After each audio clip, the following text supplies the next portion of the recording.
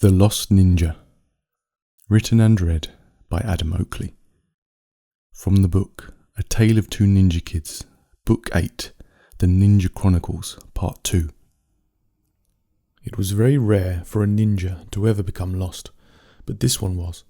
He had been in a fight, battling against a gang of little marshal bears, and after sustaining a blow to the head, he had no idea where he was. He had been ambushed.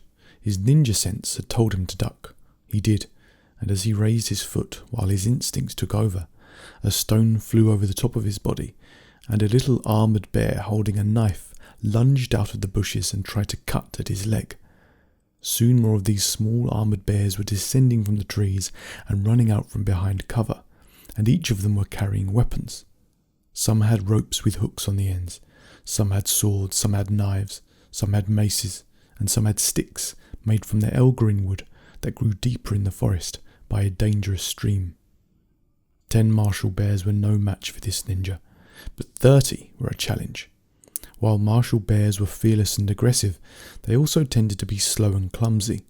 Their only real skill was that from afar their slingshotting was extremely accurate, and while this ninja was kicking, grabbing, and throwing bears back to where they came from, he was dodging large stones that were moving so quickly he thought they might go straight through his head.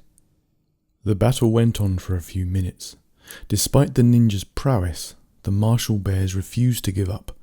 They were durable, and even after being knocked out by a kick or thrown up against a tree, after lying on the ground for a few seconds they would rise up again and start charging at the ninja for more. It wasn't until he pulled out his own blades that the bears began to back away. This ninja had 2 golden daggers that he kept concealed at his waist, and whenever he had used them against anyone or anything, he had never lost. The daggers were a gift to him from his old master, and he was sure that they had a consciousness of their own. It only took a few slices at the bear's flesh, slices that cut straight through their armour, for the gang to back away. Martial bears were thieves and hunters. They believed that to rob a warrior and eat its flesh would mean their powers would become far greater. If they could eat the flesh of a great warrior, then surely they would become more proficient at more than just slingshotting. But as brave and as durable as these bears were, they wanted nothing to do with those golden daggers. Just as the bears were beginning to back away, one of them began to point at the golden daggers and scream, "Degarada! Degarada!" In response to these words, the ninja's daggers began to glow with heat. The ninja could feel the heat so intensely that his face and body began to feel warm, and yet in his palms the handles seemed to fuse very gently with his skin. "Degarada! Degarada!" the little bear yelled, and as it began to run away in panic, all the other bears followed suit. The only mistake that this ninja made was letting his guard down for just a second in confusion. He allowed himself to become confused for a moment and wonder what on earth Degarada meant, and why the words of this little armoured bear had caused a reaction in his dagger that he had never seen before. As he looked around himself, watching all the bears run off, he felt an instinct to duck, but he hesitated. He hesitated and was more concerned with the running bears around him, and just before he remembered he should follow his instinct, a flying stone from a slingshot caught him on the side of the head, and he fell to the floor in a slump. When he woke up, his daggers were gone. Not only that, but his bearings were gone too. He felt as if he had never seen this part of the forest before, even though it was quite familiar to him. He knew he had been holding something. He had been holding weapons, but he wasn't sure where they were. This ninja's name was Orogin, and Orogin began to wander around, knowing that he had to find his way home, but not knowing where home was. It was only when he noticed the little bare footprints in the soil ahead of him that suddenly everything came flooding back into his mind. He remembered the instinct to duck, but the moment's hesitation and distraction meant he now had a large sore lump in the side of his head, and his beloved daggers were gone. At times like this, he remembered the teachings of his master. He sat down for a moment at the base of a tree, and he connected with her. "Master," Orogin said, "show me the way." In Orogin's mind, his master appeared. She was a beautiful, tall, thin-bodied woman dressed in a white gown which had red petal flowers all over it. She said nothing, but showed him the image of himself following the footprints of the marshal bears and being led into a series of terrible traps. She showed him how far to follow the bear prints for, and then when to turn off and hide instead. Hide, Orogin said. Then what? His master, whose name was Terashima, then showed him the image of 30 marshal bears walking past, and amongst them were the golden daggers. Orogin then imagined himself confronting the bears, fighting and attempting to take back the daggers, but in his mind's eye he was soon cut to pieces. The Elgarin wood, Terashima suddenly said. You must fashion a weapon from Elgarin wood. Then you will be able to fight for the daggers. Orogin knew that Elgarin wood was always hard to attain. The traps and creatures who lived near where it grew were far worse than marshal bears. Orogin had been on his way to meet an old training partner in the forest, and he wondered if he should still go to see him first. Yes, Terashima said in his mind. See your friend. Orogin was ready to leave and make his way to see his friend, but something else popped in his mind. The bear said Degarada, and the daggers grew warm and seemed to fuse with my hands, Orogin said to his master in his mind. What does this mean? His master was silent. Master? Master, please, why didn't you tell me about this? What does it mean? What does Degarada mean? Orogin's master said nothing, vanished in his mind, and Orogin now had an insatiable urge to go and meet with his friend as planned. He stood to his feet, and he began to run. Orogin was now angry. Those daggers had become such a comfort to him at his waist that he now didn't feel as safe without them. He wondered if losing them was teaching him a lesson. He had never felt this exposed before. For years they had been his backup in case anything became too dangerous, and now he had nothing. There wasn't anything for him to fall back on. As Orogin sprinted through the woods constantly, he saw a small cottage in a clearing. He was dressed in black, but wore no mask, and as he slowed down, he quietly approached the cottage, and an arrow quickly fired out of one of the cottage windows and headed straight for his body. Orogin swerved and began to sprint towards the cottage, and another arrow flew straight in his direction. He dove, rolled, and was narrowly missed, and as he approached the door of the cottage, a big grey badger-like creature, holding a long dark wooden stick, came charging out, jumped down the steps and ran at Orogin with such speed that Orogin's heart seemed to stop for a moment. "What are you doing here?" the giant badger yelled. It stood on its hind legs, like a man, and its teeth were as long as Orogin's fingers. And as it swung this deep, dark, heavy stick at Orogin's head, Orogin ducked, span, and jumped on the back of this badger. Then he began to choke it. The badger began to splutter. It grabbed at Orogin's arms and began to dig its claws into the ninja's skin. The claws felt like knives as they began to seep in, and Orogin felt such a deep burning pain that he almost let go. He continued to squeeze as hard as he could, but the badger's neck was so thick and strong, it felt like he was trying to strangle a tree. "I'll break your back!" the badger wheezed as Orogin wrapped his legs around the badger's body like they were hooks. The badger walked over to the nearby fallen log, turned around and jumped so that Orogin's spine fell directly onto it. Luckily, the log was rotten and soft, and as Orogin kept squeezing with everything he had, the badger pulled out its claws from Orogin's forearms and tapped the ninja's arms with its paws instead. Orogin let go, and the badger stood to its feet. "You're lucky that log was rotten," the badger said. "I could have broken your spine." Orogin looked at his own arms. They had red holes in them. "Come inside," the badger said. "I can fix that."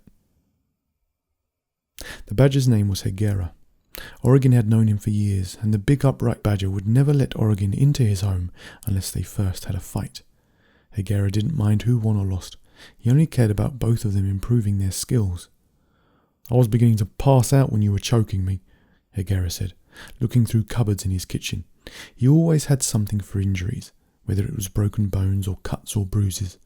While Orogin lived in a very small village where people lived in tents made from woven begania leaves, Hegera lived in comparative luxury. "Here," Hegera said, taking out a small bottle of red liquid from his cupboard. "Drink." Hegera uncorked the bottle and gave it to Orogin. Orogin drank, trusting his friend completely, and as soon as he did, the deep wounds on his forearm began to heal. "What is it?" Orogin said. "Bloodleaf juice," Hegera said, "along with a secret ingredient." Orogin watched his wounds on his arms heal and seal, and then he explained everything that had happened. "Good riddance to those daggers," Higera said. "You were becoming too dependent on them, unable to adapt and flow with whatever came your way. If things got rough, out the daggers would come." "Well, of course," Orogin suddenly yelled. "They were great weapons, and now they are in the hands of martial bears." Higera's hairy face became grave as he sat at the table with Orogin. "Yes," Higera said. "We can't have that. With weapons like that, those bears would do some real damage." "I know," Orogin said. "They would be able to cut through anything, pierce any armour. Imagine if they actually learnt how to use them properly. My master always said there was far more power in those daggers than I realised, and when one of them said Degarada, the daggers seemed to react. They started to glow. They felt as if they were fusing with my hands. Those bears know something that I don't." "Are you sure they took your daggers?" Higera asked. "Are you sure it wasn't something else?" "It must have been them," Orogin said, already beginning to doubt his own words. "How do you know?" Higera asked. "You said you just woke up and they were gone." Orogin thought of the many creatures in this forest that would steal weapons if they had the chance.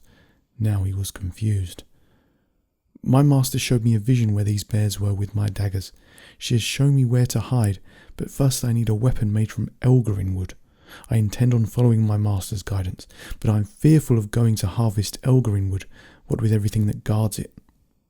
Higera stood up and walked over to his long, dark wooden stick that was resting up against his kitchen cupboards. "What do you think this is made from?" he asked.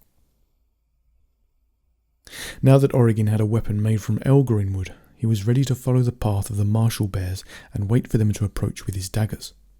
"You'll need my help," Higera said, watching his friend approach the door to leave. "You'll not be able to do it alone." Orogin stopped at the door and turned around. "I'll be fine," Orogin said, feeling slightly insulted. "I fought them off last time. I just made a mistake, that's all. I didn't duck when I should have." "You had your daggers last time," Higera said. "And have you ever wielded an Elgarin pole before?" Orogin shook his head. "They are temperamental. The angrier you get, the heavier they become, since the wood does not want its powers to be used by any uncontrolled emotion. It would be wise for me to come with you." Orogin consulted his master in his own mind. He saw her again, in the same white flowered robe, gently nodding. "Okay," Orogin said. "Thank you." "We are friends," Higera said. "Friends help each other." Together, Orogin and Higera walked through the woods towards the footprint of the martial bears that Orogin had previously seen. They followed them together until they reached the area that Orogin had seen in his mind, the area where his master had instructed him to hide. "There are some bushes," Orogin said to Higera. "Let's hide there." Orogin led the way, and the Elgarin pole in his hands felt incredibly light, as if it was completely hollow. "How long do we wait here for?" Higera asked. "I don't know," Orogin said. He asked his master in his mind, but she remained silent. Together the two of them sat amongst a circle of bushes and waited. Higera closed his eyes. Orogin was looking around. He had no idea if they would be there for 10 minutes or 10 days, and his mind began to doubt. What if I was just imagining all of that? Orogin thought. What if this is the wrong place? What if I misheard what my master said? What if I made it all up? But then, just as his doubts were beginning to build, Orogin and Higera both heard a howl. The evening was drawing in and the forest was becoming darker, and the howl was so strong and so close that Orogin felt his insides shudder. "I have not heard that howl in years," Higera said. "Do you know what that is?" Orogin shook his head. "That is the howl of the wolfman." Orogin's heart seemed to stop. He had heard stories about wolfmen, but he was always told they were in distant lands. He never wanted to come across one. They were supposed to be the height of 2 men, have the strength of 10, and with a constant desire to steal and cause disruption. Orogin heard footsteps. He turned and looked towards his left, and he saw emerging through the trees a 10-foot-tall wolf walking on its hind legs, and in its hand were 2 large golden daggers. This creature had muscular arms like a man, and hands that were big and clawed. "My daggers!" Orogin hissed. As soon as he said those words, the wolfman looked in their direction. It stood there, completely still, watching for any signs of movement. Then it began to sniff the air. "A man is here," it said. "And, what is that? A badger?" Orogin felt the air around him become hot as Hegera's fury suddenly began to build. He hated to be called a badger. In his mind, badgers were weak and primitive compared to his own kind. His species was known as the alga bears, and to call them badgers was always an insult. "I'm going out there," Hegera whispered. Orogin grabbed Hegera by the arm. His fur was so thick and tough that Orogin had to press down to find any flesh. Orogin shook his head.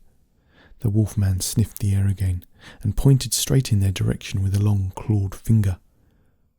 "There," the wolfman said, and out from the trees there emerged the same gang of martial bears as before, and they began to charge straight towards the bushes that Orogin and Hegera were hiding in. "Okay," Orogin said. "Now we fight." "Yes," Hegera yelled, and from a belt tied around his waist he pulled out 2 dark sticks, also made from elgarin wood, and he jumped out of their hiding place with such might that he almost touched the leaves of the trees around them, and when he landed in the middle of the martial bears, Orogin just sat and watched. Hegera had managed to turn his fury into excitement and passion, and he was fighting in a way that Orogin had never seen before. He was so fast, so fierce, so skilled with these 2 sticks in his hand, that soon these rugged, tough martial bears were all falling to the ground, and they weren't getting back up. Orogin began to walk around the fight that was going on, and if ever a martial bear came near him, he would swat it away with his elgarin pole. He had never felt anything like it. It was as if the pole was full of an explosive power, and anything it hit was suddenly knocked unconscious. Orogin was walking calmly towards the wolfman, who was standing and watching what was happening. The wolfman's long dark face, with jagged teeth pointing out at the top of the mouth, was starting to look concerned. It turned its beady eyes towards Orogin, and its mouth began to smile. "It's you. You are the one they told me about, the one with these daggers." The wolfman raised the daggers in the air, and they gleamed in the fading sunlight as the sky was turning orange. "Give them to me," Orogin said calmly. The wolfman laughed. "Never. Of course not. I've been looking for these daggers for years. They belong to my ancestors, and now they are mine again." Orogin did not believe the wolfman's words. These creatures were known for making anything up if they thought it helped their cause. "You took them from me," Orogin said. "I want them back." The wolfman began to growl, and he raised the daggers up over his face and then thrust them to hang down by his sides. "Fight me for them then," the wolfman said. "Degarada," Orogin said. "What does Degarada mean?" The wolfman's face twitched, and Orogin felt his own hands become once again filled with a golden glowing warmth that he had felt before, but now he was holding the elgarin pole. Hegera was finishing knocking down the final martial bear, and he ran up beside Orogin. "Degarada," Orogin said again. "Don't you like that word?" Once again Orogin felt his hands begin to glow with golden light. He didn't know what was going on. "That's an old word," the wolfman said. "It's never used anymore." The wolfman charged straight for Orogin, and as Orogin swiped his elgarin pole at the wolfman met it with his daggers, and the daggers cut straight through the pole. Orogin rolled to his left, and the wolfman began to laugh as Hegera also leapt away. "Elgarin wood?" the wolfman yelled. "You thought elgarin wood would work against these? In my hands these daggers are stronger than they have ever been. There is nothing stronger." Suddenly Hegera threw one of his sticks at the wolfman's face, and while the wolfman was still laughing, the stick hit him in the eye and got stuck in his head. The wolfman yelled out and howled, and Orogin and Hegera suddenly attacked. Now Orogin was holding 2 sticks as well, and as Hegera decided to throw his one remaining stick in the wolfman's other eye, the wolfman ducked and swiped one of his daggers, catching Orogin on the hand. But it bounced off Orogin's hand. It bounced off with such force that the dagger slipped out of the wolfman's claws and dropped to the floor. The wolfman swiped again, and this time with Orogin's hands suddenly feeling indestructible, he held up his other hand to block, and the dagger bounced off him again. "No!" the wolfman yelled, dropping his other dagger to the floor. "You can't be. It can't be true. The stories can't be true. It's a myth told by martial bears and fools." Orogin looked down at his hands, and they were both glowing with gold. "Degarada," Orogin said to himself, and his hands glowed even brighter. Orogin charged at the wolfman, who managed to pick up one dagger, and they fought. The wolfman was retreating, towering over Orogin but retreating, while Orogin advanced and used his hands just like daggers. He would block the wolfman's strikes, and he began to cut away at the wolfman's body. "No!" the wolfman yelled, just as Higera picked up one of his fallen sticks and threw it into the wolfman's body. The wolfman turned to retreat and dropped his one remaining dagger. He pulled out the Elgrin stick from his eye, and the other from his body, and he ran into the trees past the marshal bears and began to howl in pain. Orogin looked back down at his hands, and they began to glow less with gold. "I think I know what Degarada means now," Orogin said. After the wolfman had fled and the marshal bears had begun to wake up, Orogin and Higera were standing there, waiting for answers. The first bear to wake up was the most heavily armoured one. He was covered in silver and wore a small spiked helmet. "Where is the wolfman?" the marshal bear asked. "Gone," Orogin said. "He ran away." "Oh, thank you," the little bear said, standing and running up to Orogin to hug him. "We are sorry we robbed you, almighty Degarada." The small bear approached Orogin and wrapped its little arms around his legs. "The wolfman, he did it," the bear said. "He stole a slingshot from one of us when we were fleeing from you. He was the one who fired it. Then he took your daggers and kept us as his workers. He made us find food for him, threatening to cut us up if we didn't do as he said. He was taking us somewhere where he said we would have to steal something else for him, but we didn't know what it was. And now we are free." More marshal bears began to wake up, and they began to chant amongst themselves, "Degarada! Degarada!" "What does it mean?" Higera asked. "What does that word mean?" "It means the dagger-handed man," the marshal bear said. "Marshal bears have always spoken about the Degarada, how you must never upset him, but if he is your friend, he will protect you." Higera looked at Orogin and raised his brow. "Yes," the marshal bear said, "the Degarada holds the golden daggers, and they give their power to him in battle, so that if he ever loses his daggers, he will still be able to fight just the same. And when he knows of his power, he becomes even stronger. Others can wield the daggers, but only the Degarada takes their power as his own." Orogin now had his golden daggers back in his belt line. He was looking at his hands, wondering how and when this happened. He had been carrying these daggers for years, and now he was realizing that he didn't even need them. The marshal bears all began to gather round and bow down in front of Orogin, and Orogin was still looking at his hands. "It has always been like this, since you first touched those daggers," his master suddenly said in his head, "but you never knew it until now." The end.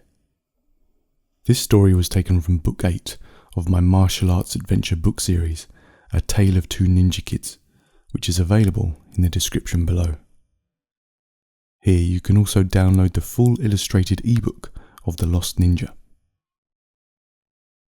I hope you enjoyed the story, and thank you for listening.